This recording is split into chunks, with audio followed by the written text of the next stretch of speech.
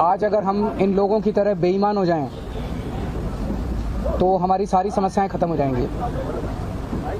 हम कट्टर ईमानदार हैं, इसी वजह से ये सारी समस्याएं आ रही हैं। इन्होंने इतनी सारी मेरे को 8 साल हुए मुख्यमंत्री बने, 8 साल में इन्होंने मेरे सातों जन्म छान मारे, लेकिन इनको कुछ नहीं मिला, कोई भ्रष्टाचार नहीं मिला, कोई गलत काम नहीं मिला। आज इन्होंने संजय सिंह को गिरफ्तार कर लिया। संजय सिंह नरेंद्र मोदी जी के भ्रष्टाचार के खिलाफ इस देश की सबसे बुलंद आवाज है। मोदी जी सर से पैर तक भ्रष्टाचार के अंदर डूबे हुए हैं और मैं समझता हूं कि शायद आजाद भारत के सबसे भ्रष्टाचारी प्रधानमंत्री अगर कोई है तो वो नरेंद्र मोदी जी हैं। केजरीवाल जी कह रहे हैं कि नरेंद्र मोदी भारत के इतिहास के सबसे भ्रष्टाचारी प्रधानमंत्री। भाई ऐसी बात वो कह रहे हैं, पब्लिक कहां भरोसा कर पाएगी? क्या सबूत वो दे पाए हैं? और अगर वो भ्रष्टाचारी हैं तो भ्रष्टाचार के सबूत कहां हैं? भाई केजरीवाल जी तो शुरू से जब से पॉलिटिक्स में आए सबको भ्रष्टाचारी बता दिए। सब उन्हीं जिनको भ्रष्टाचारी बताया उनके साथ फोटो भी खिंचवा लिए, उनके साथ इंडी गठबंधन भी बना लिया, किसी को जेल में नहीं डाल पाए। अब इन्होंने नया निकाला है कि नरेंद्र मोदी सबसे भ्रष्टाचारी है और कह रहे हम इतने कट्टर ईमानदार हैं इसलिए हम पर कार्रवाई हो रही।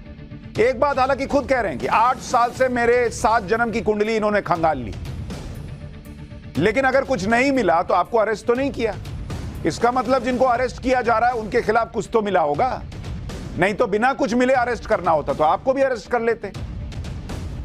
लेकिन सबसे बड़ी मुसीबत अरविंद केजरीवाल के लिए ही है, क्योंकि केजरीवाल के राइट और लेफ्ट हैंड दोनों अब जेल में हैं। सवेरे से शाम तक सारे घर का छान मारा इन्होंने, सारे तकिए गद्दे सारे सब छान मारा, कुछ नहीं मिला इन लोगों को। उसके बाद शाम को ये गिरफ्तार करके ले गए। अब चुनाव आ रहे हैं और जब से इंडिया अलायंस बना है, इंडिया अलायंस बनने की वजह से वो बुरी तरह से बौखलाए हुए हैं प्रधानमंत्री जी, क्योंकि उनको लग रहा है मोदी जी हार रहे हैं, बुरी तरह से हार रहे हैं। और उस बौखलाहट का भी एक नतीजा है कि आज उनको गिरफ्तार किया गया है। अभी तो देखिए 2024 तक बहुत लोग गिरफ्तार होंगे, न जाने किस किस को गिरफ्तार करेंगे। ये एक बौखलाहट का उनका नतीजा है। मोदी डर गए हैं का कार्ड खेल देना आजकल का फैशन है। जो आरोप लगे हैं उस पर जवाब ना दो, मोदी डर गए हैं इसलिए जो है वो दबा रहे हैं, ये बातें फैला दी जाती। नेता हो या चीन से पैसे लेकर एजेंडा फैलाने का आरोप झेल रहे पत्रकार हो, सबका एक ही ट्रैक रिकॉर्ड बसता है, मोदी डर गए हैं, मोदी डर गए हैं। वैसे डर की बात हो रही है तो यह भी बता दूं कि संजय सिंह जिस उत्तर प्रदेश से आते हैं वहां आम आदमी पार्टी एक सीट नहीं जीत पाती, ऊपर से हर सीट पर जमानत जब्त होती है सो अलग, और कुछ सीटों पर तो नोटा से भी कम वोट पाती। लेकिन फिर भी गाना वही गा रहे हैं कि मोदी डर गए। कौन बात से डर गए भाई? हालांकि संजय सिंह पर एक दिन में कार्रवाई नहीं हुई। इसी साल मई में ईडी ने संजय सिंह के करीबियों पर भी छापे मारे। संजय सिंह के घर पर आज छापे पड़े और उन्हें अरेस्ट किया गया, क्योंकि जिस बिजनेसमैन दिनेश अरोड़ा से संजय सिंह के कनेक्शन के आरोप लगे वो दिनेश अरोड़ा, पूरी कहानी में ट्विस्ट तो यहां आया है, वो दिनेश अरोड़ा मंगलवार को ही शराब घोटाले से जुड़े मनी लॉन्ड्रिंग के केस में सरकारी गवाह बन गया। पिछले साल अक्टूबर में सबसे पहले सीबीआई ने दिनेश अरोड़ा को गिरफ्तार किया था। पिछले साल नवंबर में शराब घोटाले में दिनेश अरोड़ा सीबीआई की तरफ से सरकारी गवाह बन गया था। फिर इसी साल जुलाई में ईडी ने दिनेश अरोड़ा को गिरफ्तार किया और अगस्त में दिनेश अरोड़ा को जमानत मिली।